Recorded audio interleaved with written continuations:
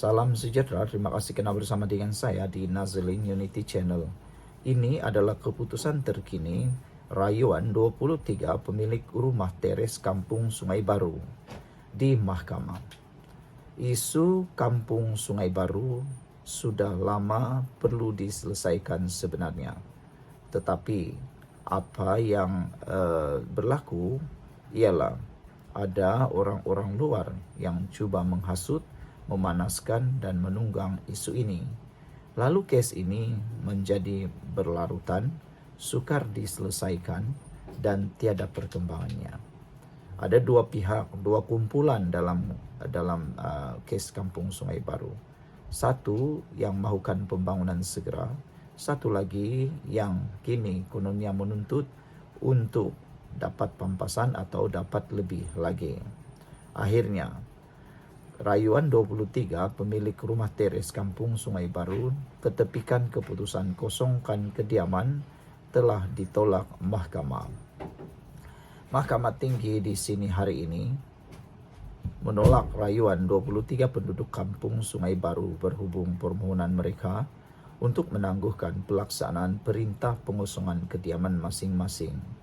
Peguam Datuk Rosol Azimin Ahmad yang mewakili penduduk terdiri daripada pemilik rumah teres ketika ditemui pemberita berkata, Hakim Mahkamah Tinggi Su Tiong Jo menolak rayuan pihaknya dengan kos RM10,000 melalui prosiding dijalankan dalam kamar.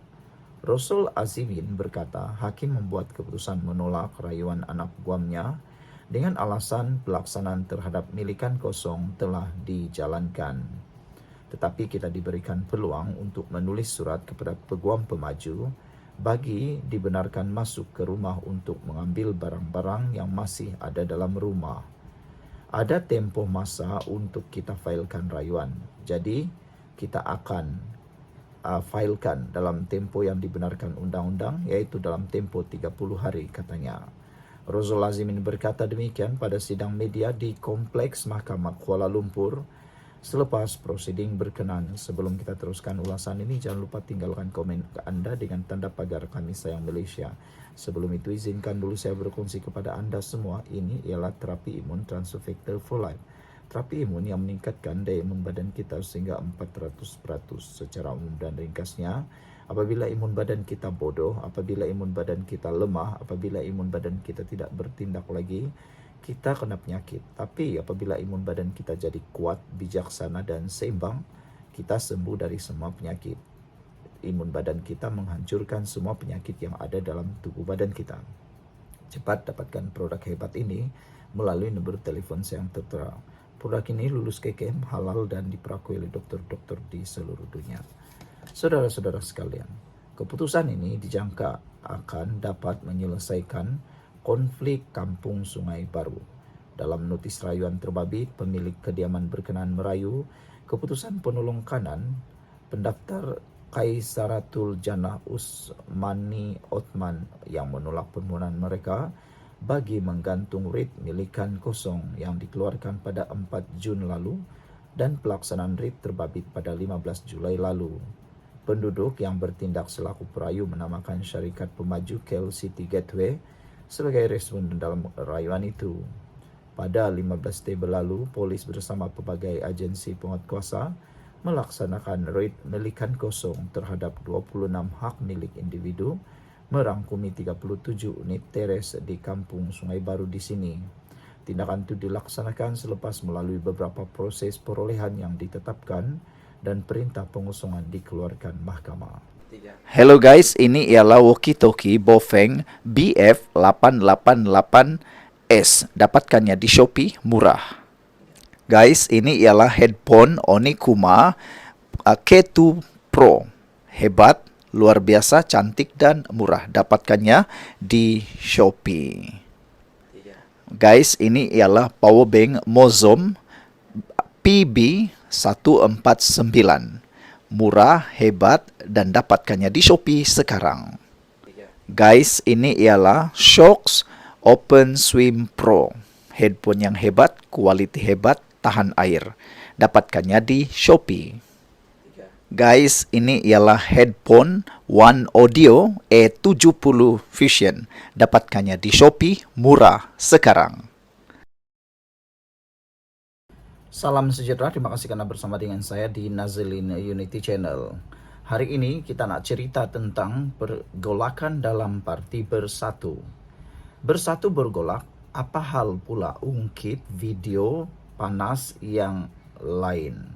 Saudara-saudara sekalian, video semburit kini timbul lagi. Video semburit kini mula menjadi panas tular di media sosial, terutamanya mengaitkan Wan Saiful Wanjan juga Azmin Ali.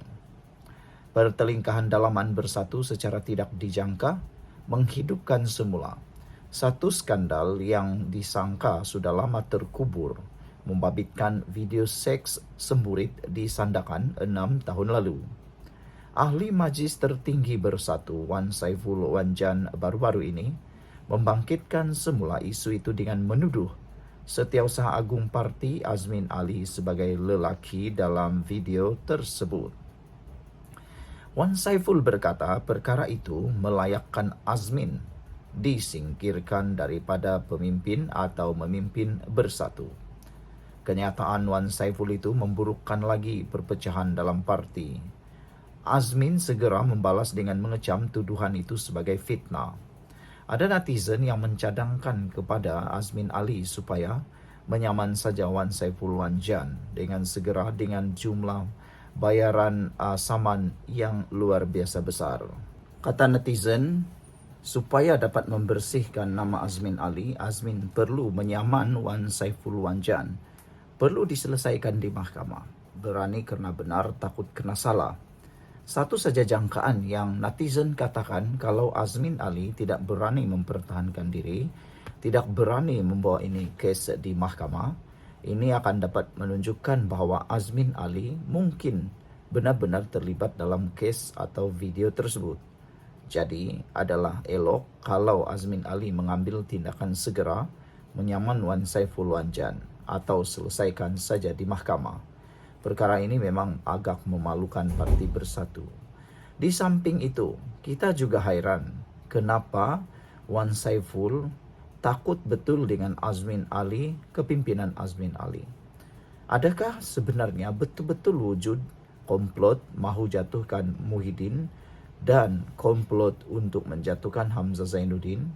Adakah Azmin Ali benar-benar menjadi mastermind di dalam Parti Bersatu untuk melayakkan beliau menjadi Presiden Parti Bersatu? Sebelum kita teruskan ulasan ini, jangan lupa tinggalkan komen Anda dengan tanda pagar Kami Sayang Malaysia. Tapi sebelum itu, izinkan dulu saya berkongsi kepada Anda semua. Ini ialah terapi imun Transfer Factor for Life, terapi imun yang meningkatkan daya imun badan kita sehingga 400%. Secara umum dan ringkasnya, apabila imun badan kita lemah, apabila imun badan kita bodoh, kita kena penyakit. Tapi apabila imun badan kita jadi kuat, bijaksana dan seimbang, kita sembuh daripada semua jenis penyakit. Cepat dapatkan produk ini. Produk ini lulus KKM, halal dan diperakui oleh dokter-dokter di seluruh dunia. Saudara-saudara sekalian, kenyataan Wan Saiful ini telah memburukkan lagi perpecahan parti. Walau bagaimanapun, Azmin segera membalas kecaman fitnah tersebut. Penyokongnya dalam Bersatu turut bangkit mempertahankannya. Malah menuntut Wan Saiful pula dipecat sekaligus memanaskan lagi keadaan. Apa itu video sandakan seks semburit? Pada 11 Jun 2019, 3 klip video seks tersebar melalui beberapa kumpulan WhatsApp yang menyasarkan media dan pemimpin PKR. Video yang kelihatan dirakam dalam bilik hotel sama itu memaparkan 2 lelaki kelihatan berbogel melakukan aksi intim di atas katil.